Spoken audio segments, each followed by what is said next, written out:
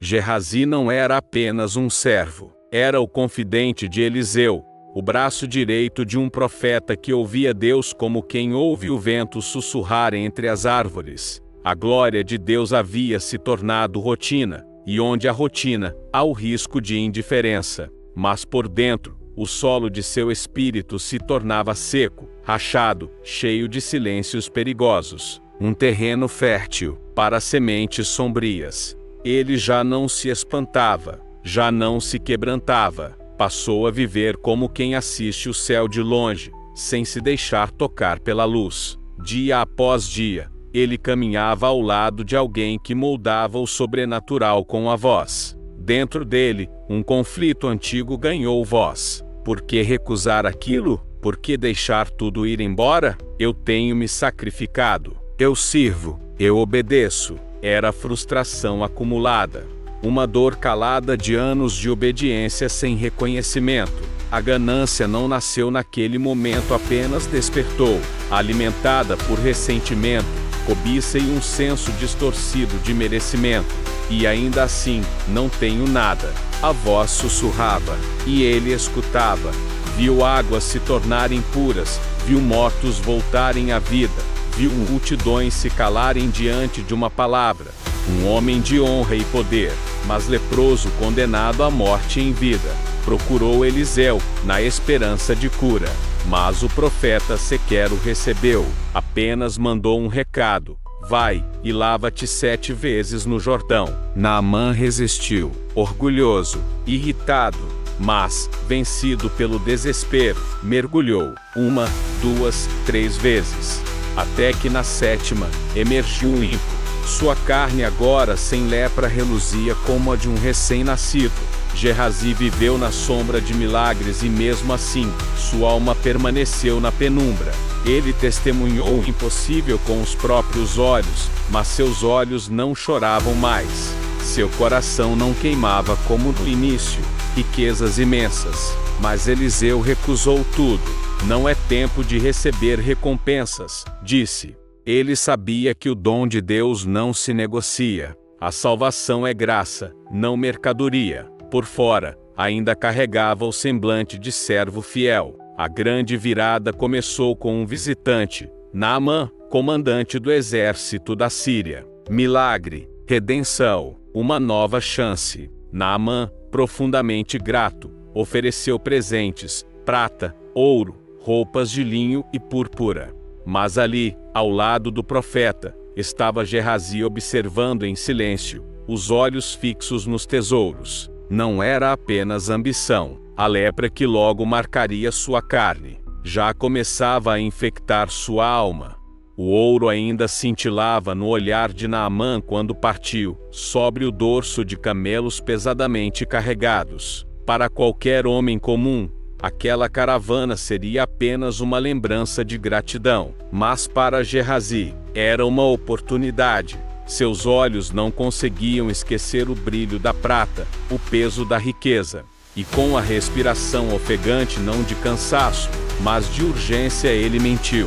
Criou uma história sutil, envolta em aparência piedosa, mas havia algo mais profundo queimando em seu peito. A voz interior que dizia: você merece. Movido por um impulso sombrio, Gehazi saiu às pressas.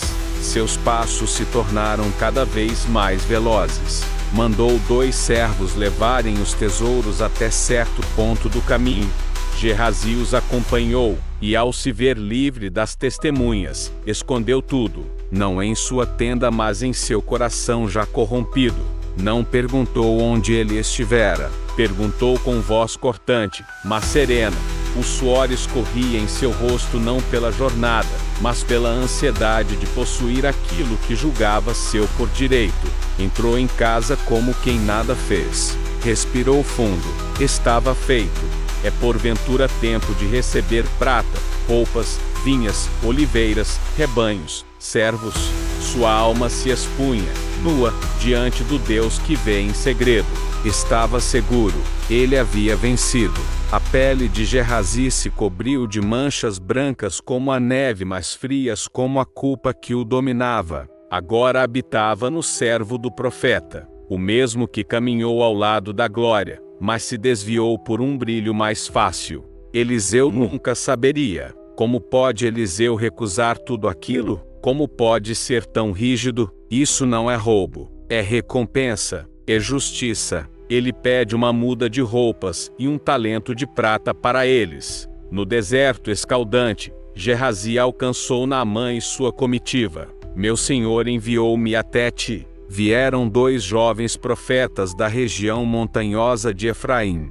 Naamã, ainda tomado de gratidão e humildade, não questionou, ofereceu o dobro, 2 talentos e roupas finas. Ao retornar, tentou caminhar com naturalidade. Mas o céu, sim, Eliseu olhou com os olhos de quem vê além da carne. De onde vens, Gehazi? E como um ator hábil, o servo respondeu com frieza: teu servo não foi a lugar algum. Então veio o silêncio, e após o silêncio, a sentença: por acaso o meu espírito não foi contigo quando aquele homem desceu do carro para te encontrar? Cada palavra era uma flecha perfurando a máscara que Gehazi tentava sustentar. A lepra de Naamã se apegará a ti e à tua descendência para sempre.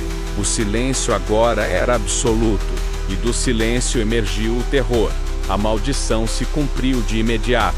Não era apenas a doença do corpo. Era o juízo do céu sobre uma alma que rejeitou a graça por causa da ganância. A lepra que Naamã deixou nas águas do Jordão. Gehazi não gritou, não implorou, não chorou diante da sentença.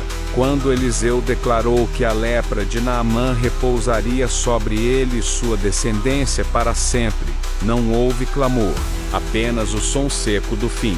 O silêncio de quem percebe, tarde demais, que o preço da mentira foi mais alto do que esperava pagar. Sua pele se cobriu de branco. Não era a luz da glória, mas a frieza do juízo. Não era a vestimenta de justiça, mas a roupa manchada de engano. Não era mais servo, era um sinal. Essa não era o castigo maior. O verdadeiro juízo era o exílio da presença. Ele conheceu Deus que fala com fogo e ainda assim, mentiu diante dele. Caminhou entre profecias e mesmo assim, deixou-se seduzir pelo brilho da prata. De todos os que acham que podem servir a Deus com um óleo na eternidade, não para a glória mas para a alerta, e outro no lucro. De todos os que querem os frutos da fé, sem carregar o peso da santidade. Um lembrete vivo de que nem todos que andam com o profeta têm o coração moldado por Deus. Gehazi tornou-se um pária. Aquele que antes tinha acesso aos segredos do céu agora era evitado nas ruas de Samaria. Crianças se escondiam ao vê-lo passar. Nunca mais se lê Gehazi, o auxiliar do profeta, sua linhagem marcada, sua memória distorcida. Ele foi de discípulo, a aviso, de braço direito do profeta, a sombra no chão sagrado. Velhos sussurravam seu nome com pena ou temor. Ele que antes andava entre milagres, agora vagava entre ruínas. Não se afastou apenas do tempo, mas da história viva da redenção. Foi excluído não por Eliseu, mas pela própria escolha de se vender por um momento de posse, a lepra, e Deus o silenciou. E por isso, foi marcado não apenas com lepra, mas com uma advertência gravada no próprio silêncio das Escrituras. Seu nome nunca mais aparece como servo, mas há algo ainda mais profundo. Ele é o retrato de todos os que se aproximam da unção por interesse, não por temor. Gehazi viveu perto demais da verdade para poder justificá-la. Ele conhecia a luz, mas escolheu a cobiça. Nenhuma oração, nenhuma reconciliação, nenhuma última palavra. A Bíblia fecha sua história com uma vírgula que soa como um ponto final, porque há almas que não são apagadas, mas expostas. E hoje, o nome Gehazi ecoa como um sussurro do Espírito àqueles que servem no altar. Você está aqui pelo chamado, ou pelo ouro? Gostou dessa história profunda e marcante? Então deixe seu like. Isso nos ajuda a alcançar mais pessoas com mensagens transformadoras. Comente aqui embaixo: O que mais te tocou nessa história de Gehazi? Compartilhe com alguém que precisa refletir sobre o verdadeiro valor da obediência. E ative o sininho para não perder nenhuma nova história do quadro Almas Marcadas da Bíblia toda semana, um novo impacto direto do céu ao coração.